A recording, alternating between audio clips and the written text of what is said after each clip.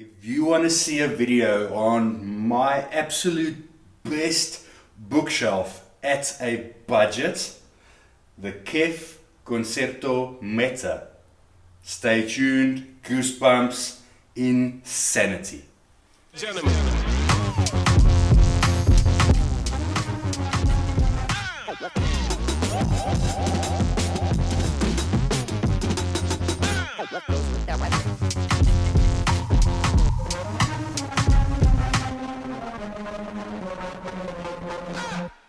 Welcome back, everybody. We are finally at the testing and review of the KEF.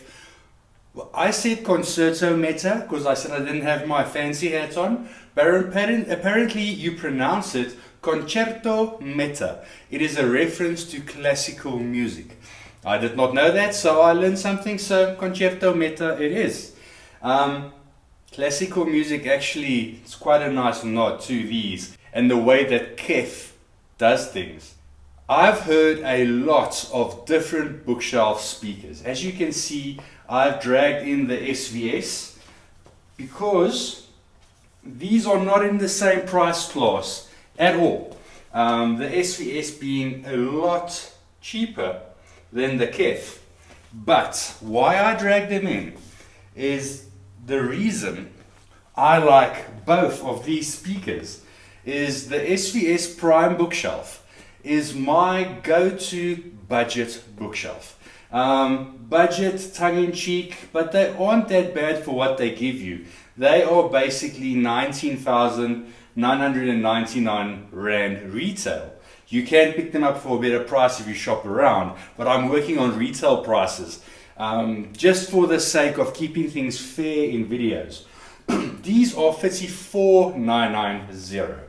So it's a whole 15,000 Rand more for these. Are they 15,000 Rand better? In short, hell yes.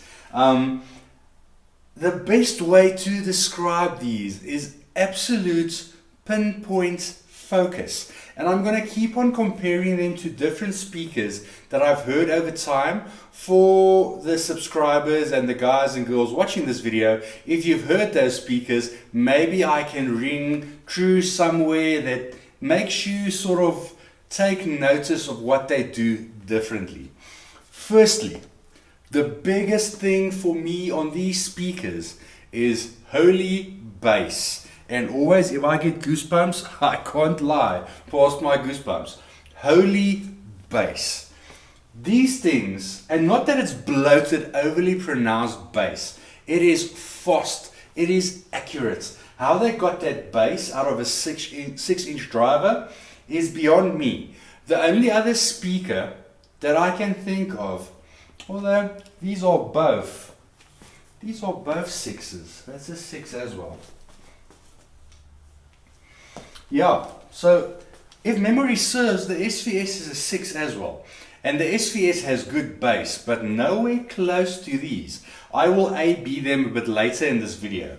The speaker I think of quickly that is also in the realm of SVS price is the Klipsch 600 M2s, which also have a lot of bass. So I'll be referencing those as well. If we need to go into this budget, I can drag in something like the Monitor Audio Studio I had.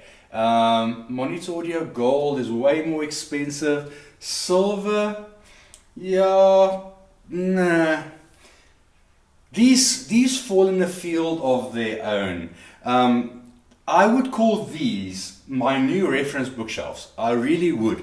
And I'm sure the R3 Meta is going to be better in a lot of regards.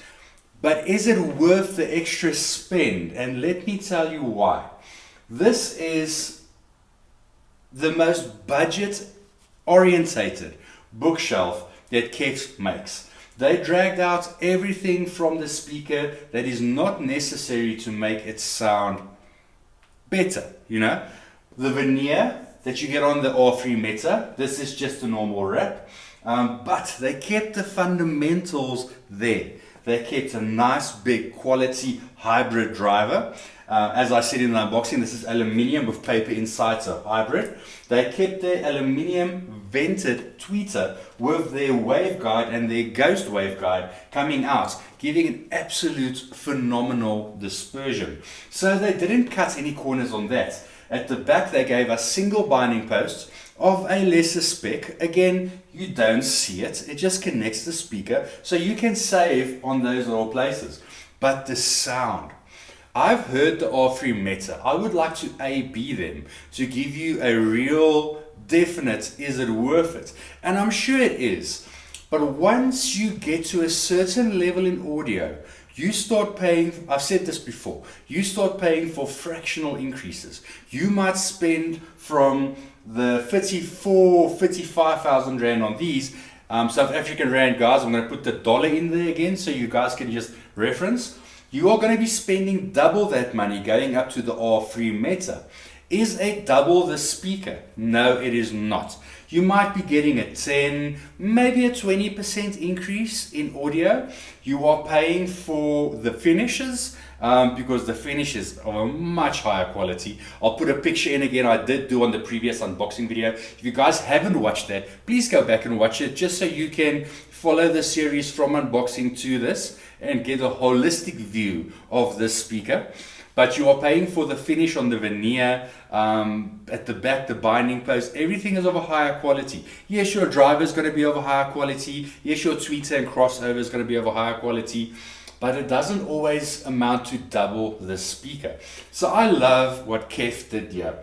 They brought us a speaker at a budget, but they did not take away any of the taste, any of the seasoning. All the flavor is still there, and that is what is important.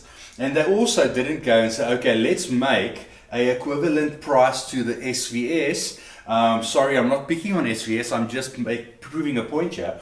Let's not make a speaker that can compete with SVS and clips at below 20,000, because we just can't get there and still give the same quality of speaker. This darn speaker. If I can quickly reference to the Martin Logan, just in a way that the imaging between the Martin Logan and the KEF, they are let's say the three best speakers I've ever had on imaging is the ultra expensive La Scala, then the Martin and Logan. I keep on saying Martin and Logan. Sorry guys, Martin Logan, and then the KEF. All the KEFs image absolutely epically. The same with the Martin Logan. It is to do with the waveguide. You can also get the same, not the same, but you can get there in the clips. The clips gets that. So you can get a very, very wide image on your audio. KEF says don't tow their speakers in. I played around a bit. I also went through the forums, see what some of the guys said. Some of the guys tow them in a little bit. Some guys keep them straight. So what this does, as soon as you tow them in a little bit, you get a finer impact onto your sweet spot, but it does bring the sound much narrower. Think of a big sound field or a magnifying glass, and you are taking the sun and you are pinpointing it to a location. That is true for most speakers, but the KEF plays very well facing forward as well. And I would recommend that. You can see on these, I have the slightest amount of toe. Very, very little. Just to sort of bring it in a bit, but you get a very wide dispersion over all of my seats, which is cool. Martin Logan as well, I tow them in just a little bit because that tweeter likes a little bit of toe. And you can still get the wide soundstage. So always play around with your speakers. I can guide you only that much, but then you need to play around and see what works for yourself. Okay, so I touched on the tweeter, the waveguide. You would think that an aluminium tweeter is going to be harsh compared to something like a ribbon. The SVS also has the aluminium tweeter. Some of them can be harsh, but no harshness whatsoever on the KEF. And I think it comes down to we have not just the waveguide, but inside these little ribs, you can see it acts as a diffuser, which sort of breaks up all the harshness. And a lot of speaker manufacturers do this. SVS will have this little dome over there, not as effective as that at all, because this also adds to the way the audio gets dispersed over this waveguide. Definitive Tech, they do the same thing with their eyelid, just breaks up that tweeter a little bit. No harshness, all the detail, no harshness, and being a vented tweeter. And then again with the mid-bass driver, they have their Meta technology at the back of the speaker, and it works. It just works. I don't know why other people didn't think of this sooner, because if you think of energy going back into the speaker and how to get rid of it, what better way to make it run through a whole lot of mazes and lose its energy? Brilliant, brilliant. What it does to the sound, it gives it a airiness on the waveguide, but you can just feel it is composed and it is tight. There is the resonance that you would normally get bouncing off the back of a cabinet. It's not there. And also if you put your hand on the speaker, yes, a lot of bass, well, all of the bass comes from the bass driver, but the port does a very good job. And I'm not once did I hear that port chuff with all of the bass coming out of the speaker. But what I'm getting to is the mid bass. This little section here and the tweeter.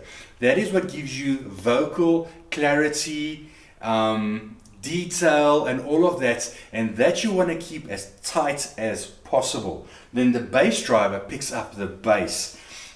So the Meta technology works an absolute charm.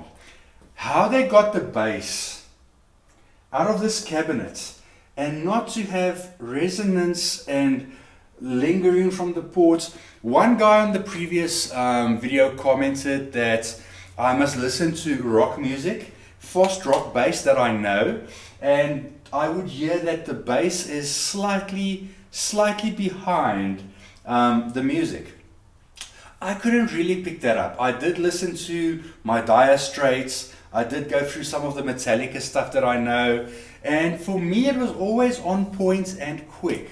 So I don't know if that is source dependent, or maybe his ears are just very, very fine.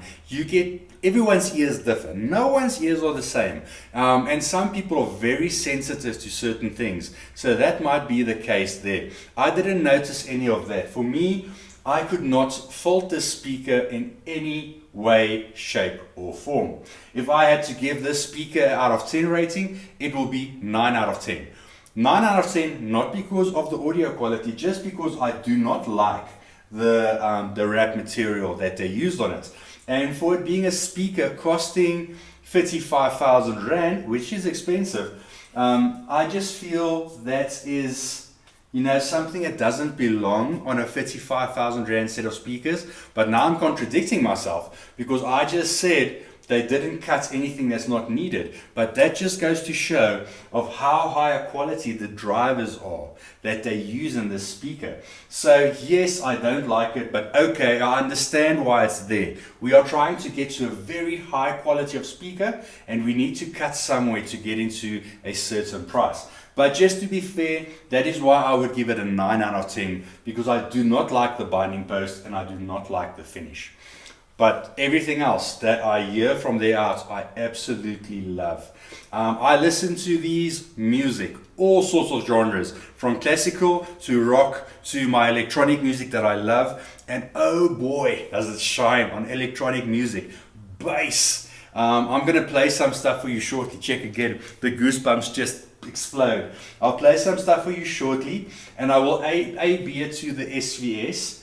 And maybe also I'll just bring the Martin Logan into the mix, because you guys know that this is my new reference floor standing speaker. I have nothing to rival this XT200 at the moment. So a good showdown, if I can get it. KEF, guys, please. Sky Audio, again, big thank you to them for sending me out the KEFs. They are the importers of KEF into our country through all the dealers. I would like the R11 Meta, because that is on point with the Martin Logan. Not if you guys know my videos, I don't bash speakers. I tell you what they do differently. And I'm sure those are going to approach the same sort of angle, but do it very, very differently. So that I want to see. But I'm sure I'm going to have to work my way up there. So I might get these, maybe later next we can get the floor standers, and then I can work my way into the R's. I actually want to buy some. I want to buy the R3 Meta. I first want to hear the 11 compared to these, but I'm going to get a few speakers in and put them on show. So if any of you guys want to pop in, have a demo, have a coffee, you're in my area, just hit me up. By appointment, always, guys. I have a lot of guys rocking up, just wanting to come in. And you know, sometimes I do facilitate those people, but I'm also busy. I'm running 3 different companies. I'm doing videos in between. I'm very busy, so I need to schedule my time. So please always hit me up. I'm very responsive on WhatsApp. Hit me a WhatsApp, hit me an email. If you want any of my details, they will be linked in description. You can also grab them off my website.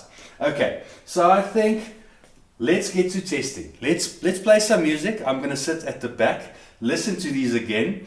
As I do that, it also makes me remember certain things I want to chat about, and then we'll come back and we will chat about them. Oh, the bung plugs. I just left them on top of the speaker because I tested them with and without. On some speakers, they never make a difference. On these, they definitely made a difference, but not to my liking. What they did to the bass, they tightened up the bass, but it also took away the energy for me. Normally ported woofers are slow to respond. These are not slow to respond, but when you put in this, it does tighten it up a little bit, but they were not for me. But it is nice that they supply them, because the other member that said that the bass might be slow, try your plugs. It did make a difference, but not to my liking. I prefer without these. But okay, let's drag the SVS in as well. I'm going to put the SVS on the inside so we can try and get as close as possible to the same space. I will toe the SVS in slightly because they need toe in. And then we will do my song that I always play.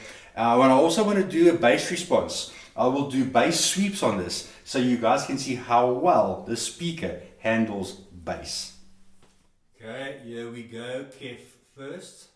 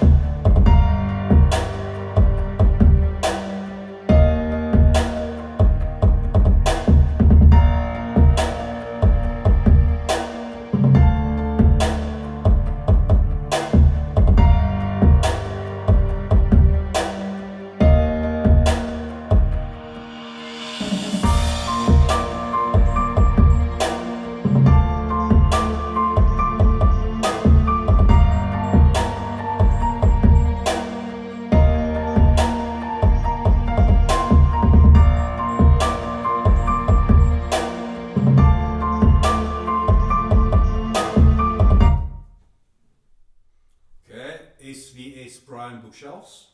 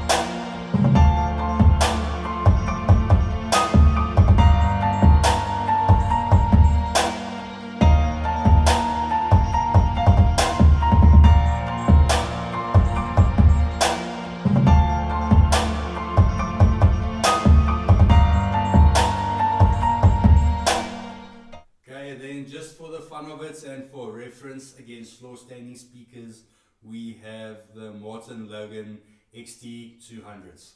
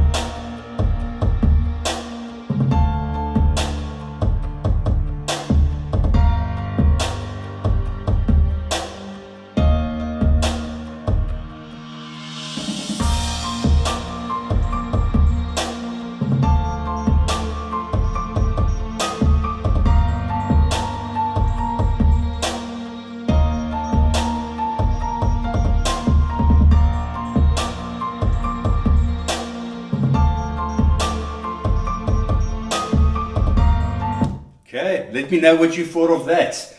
Again, when you guys listen, earphones, good earphones, use your speakers, but earphones, good earphones are going to give you the best representation of what they sound like, because you are listening to different speakers through my microphone, but it's going to give you an idea. So, for me, the SVS is still very good, but compared to the KEF, they are bright. Not bright as in bright, but they are brighter. The KEF for me, both the KEF and the Morne Logan is my cup of tea. I love the SVS as well. It is still going to be my reference bookshelf at the price point where it is. It is between the SVS and the Klipsch R600 M2. Those for me are the best bookshelves at that price point. And when we dip down below that, I think it's still going to be the PSB. What's that, PSB Alpha 5? I'll put a link in there. Those will be my reference bookshelves in those price points. But then as soon as we go to the 50,000 Rand mark, the KEF. All day long, the KEF just absolutely destroys the SVS. Now I can hear you guys asking, Ultra Evolution. Yes, that is a good one I did not think of when we started this video. Ultra Evolution is at that price point, but it still doesn't come anywhere close to what the KEF can give. Yes, it has the finish. Yes, it has the curves. So when you go towards that finish, SVS went the other way around and they tried to give an ultra high performance package, but then the audio is not where this is. So like I always recommend, guys, go and sit down and listen and hear what you prefer. And then also out of a looks point stance, some people care about the audio, but they also care about what it looks like.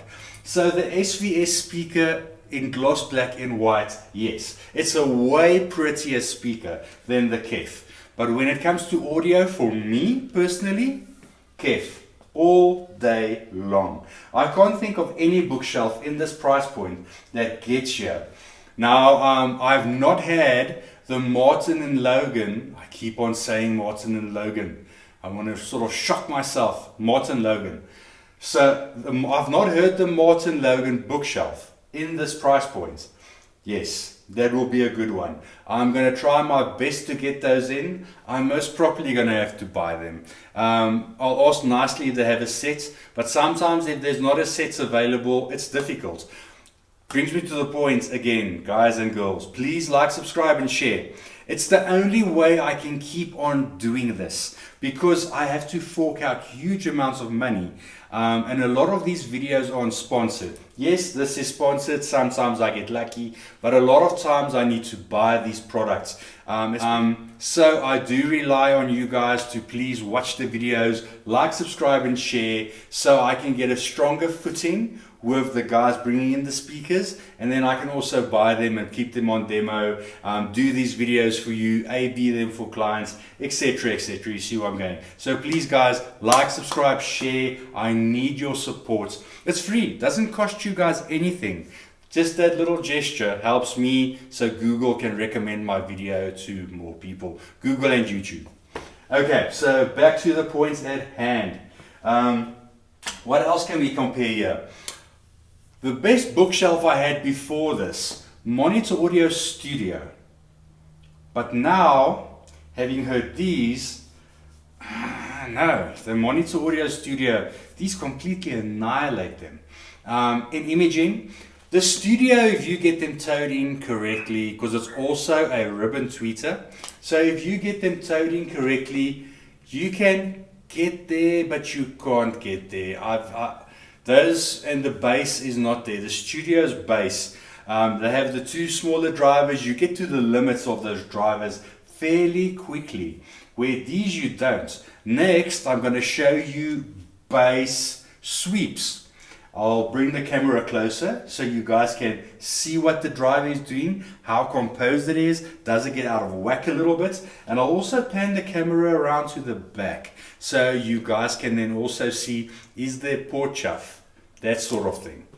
Let's do that next and then we'll discuss this further.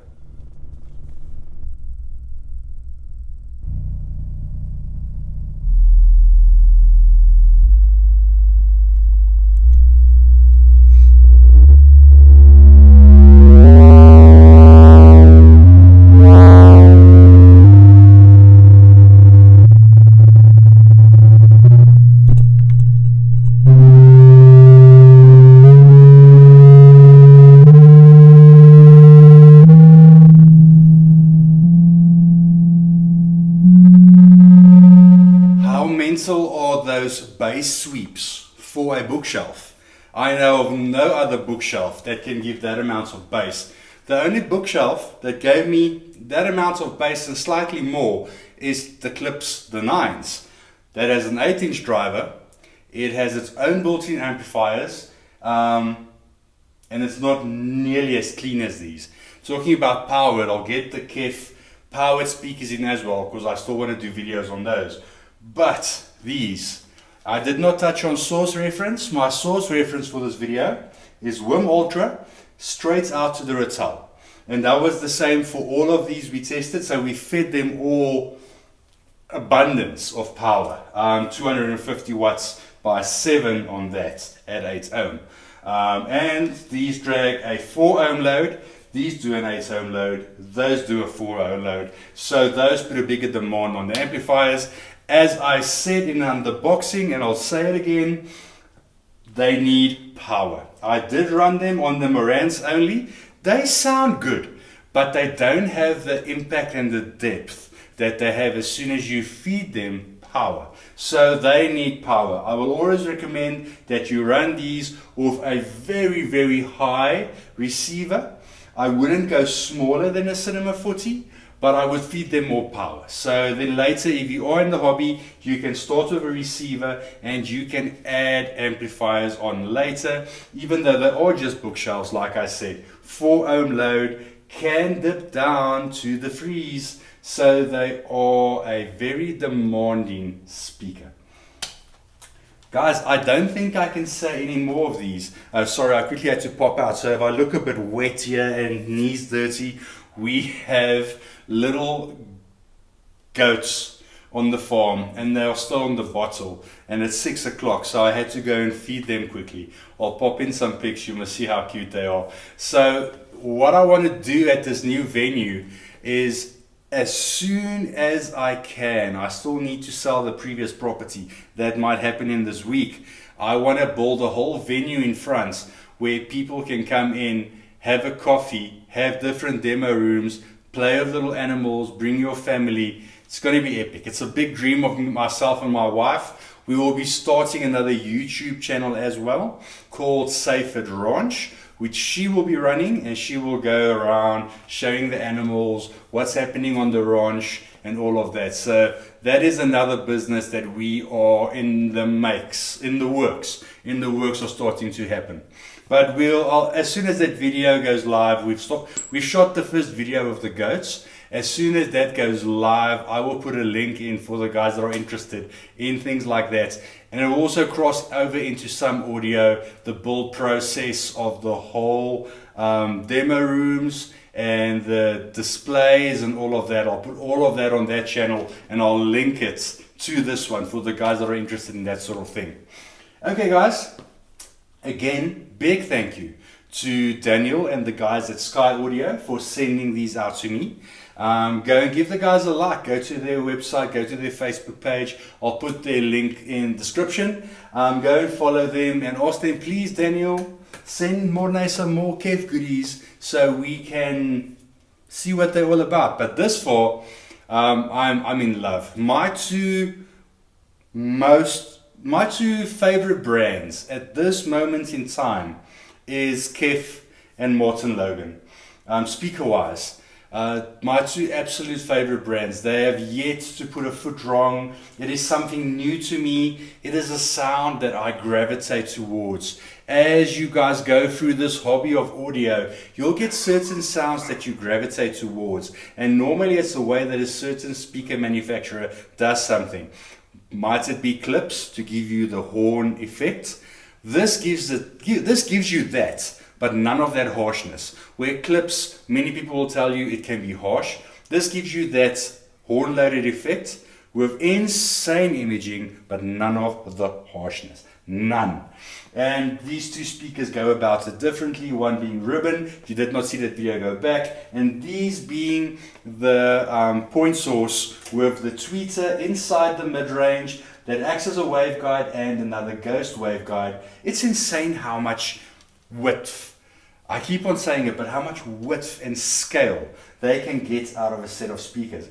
I promise you, if you come for a demo at my place and I put only these KEFs up in a stereo configuration and I blindfold you, you are going to think it is a set of huge speakers.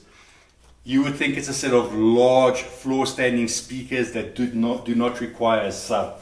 And for music, someone commented in the previous video again, he likes bass as much as the next guy. True, but he wants a sub on his music. I don't. A sub complicates things. If I'm listening to a big rock concert and big electronic scale music, concerty vibes, yes, then a sub is good.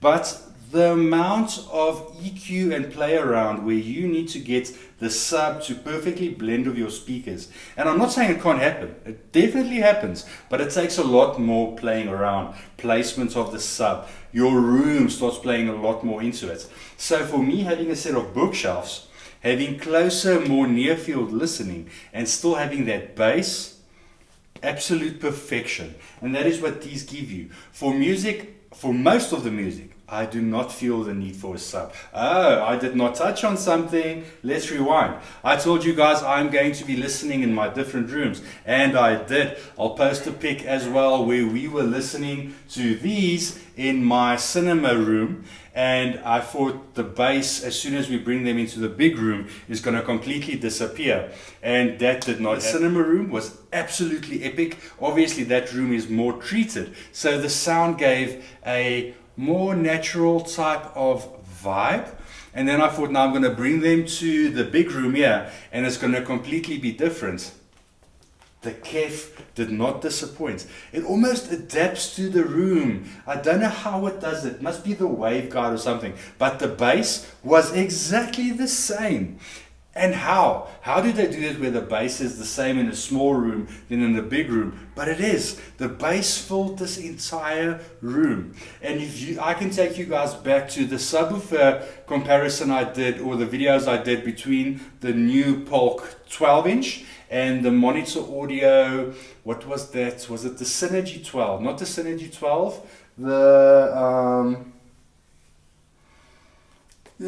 I'll put the link in the description, but that monitor sub, 12-inch, could not give bass in this room, which would be sufficient, where the Polk could, because of the ported versus sealed design. So drag them to the room next door, they're completely different. There the monitor gave me better bass than the Polk. So I thought this room sucks bass. That's why I have the two huge PB17s in the corner. This room sucks out bass.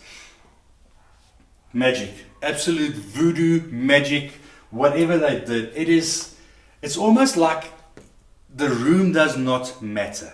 And saying that, I hear how stupid it sounds, because the room matters a hell of a lot. It plays a huge part in your audio. But on these, the room, it just works, man. It just works. And I can't explain to you. I wish I could tell you it's this and that, but it just works. No matter what room I drag these into. It was just absolute sublime. I can't wait to get the R3s in. I'm sure they're going to be better. How much better? I don't know. They look a hell of a lot better. They look premium. Where these don't look as premium, but it's also the walnut finish. If I were to buy these, I would take them in the matte black or the white. I think it will just add to it a lot. The walnut finish here, not being a real walnut, that is for me, that sort of gives it away. But okay guys, I hope I touched on everything now. As you know, my videos aren't scripted, so I might forget something, and then sometimes I get to editing, it's like, I should have mentioned this. But I think I touched on all of it. I did the A-B comparisons here. I compared them to higher speakers. And then next, I'm going to go back to the Martin Logan videos, being the center and the surrounds and the system. And I'm going to try and get the bookshelves in. Maybe I can be lucky enough and get them in the same time that the KEF is still here. And we can revisit that. Guys, as always, stay safe. I appreciate all of you. Until the next video, cheers, bye.